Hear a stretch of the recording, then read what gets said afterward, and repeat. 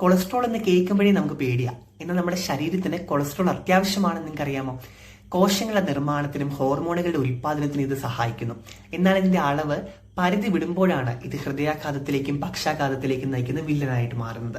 നമ്മുടെ രക്തപരിശോധനയിൽ, അതായത് ലിപ്പിഡ് പ്രൊഫൈലിൽ പ്രധാനമായിട്ട് 2 തരം കൊളസ്ട്രോളുകളാണുള്ളത്. അതായത് HDL എന്ന നല്ല കൊളസ്ട്രോളും LDL എന്ന ചീത്ത കൊളസ്ട്രോളും.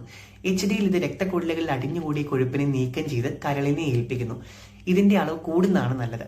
എന്നാൽ LDL അഥവാ ചീത്ത കൊളസ്ട്രോൾ ഇതാണ് രക്തക്കൊള്ളുകളുടെ ഭിത്തിയിൽ അടിഞ്ഞുകൂടി തടസ്സങ്ങൾ ഉണ്ടാക്കുന്നത്, അതായത് അത്രോസ്ക്ലീറോസിസ്. ഇത് ഹൃദയാഘാതത്തിന് കാരണമാവുന്നു. ഉയർന്ന കൊളസ്ട്രോളിന് സാധാരണഗതിയിൽ പ്രത്യേകിച്ച് ലക്ഷണങ്ങളൊന്നും കാണിക്കാറില്ല. എന്നാലും ചിലരിൽ നമുക്ക് കാണാൻ പറ്റും കണ്ണുകളുടെ ചുറ്റും കാണപ്പെടുന്ന മഞ്ഞ നിറത്തിലുള്ള ചെറിയ തടുപ്പുകൾ, ക്സാന്തലാസ്മ എന്ന് പറയും.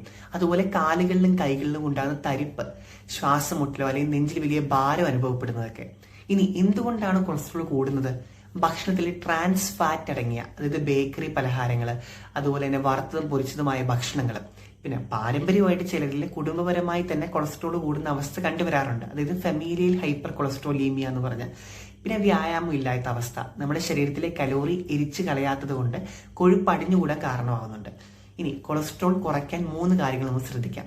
ഭക്ഷണക്രമം, നാരുകൾ അടങ്ങിയത്, അതായത് ഓട്സ്, അതുപോലെ പയറുവർഗ്ഗങ്ങൾ, ഇലക്കറികൾ, നട്ട്സ്, ബദാം, വാൾനട്ട് തുടങ്ങിയവയൊക്കെ നമുക്ക് ഉൾപ്പെടുത്താം. പിന്നെ വെളിച്ചെണ്ണയുടെയും അതുപോലെ സാച്ചുറേറ്റഡ് ഫാറ്റിന്റെ ഉപയോഗം നിയന്ത്രിക്കുക. പിന്നെ വ്യായാമം, ആഴ്ചയിൽ 5 ദിവസമെങ്കിലും അരമണിക്കൂർ വീതം നല്ല വേഗത്തിൽ നടക്കണം. മരുന്നുകളുടെ കാര്യം പറയുകയാണെങ്കിൽ കൊളസ്ട്രോൾ വളരെ കൂടുതലുള്ളവര് ഡോക്ടർ നിർദ്ദേശപ്രകാരം സ്റ്റാറ്റിൻ വിഭാഗത്തിൽപ്പെട്ട മരുന്നുകൾ മുടങ്ങാതെ കഴിക്കുക. അങ്ങനെ കൊളസ്ട്രോൾ നിയന്ത്രിക്കുന്നത് ഹൃദയാരോഗ്യം സംരക്ഷിക്കുന്നതിന് തുല്യമാണിത്. 30 വയസ്സ് കഴിഞ്ഞവര് വർഷത്തിൽ ഒരിക്കലെങ്കിലും ലിപ്പിഡ് പ്രൊഫൈൽ പരിശോധിക്കാൻ മറക്കരുത്.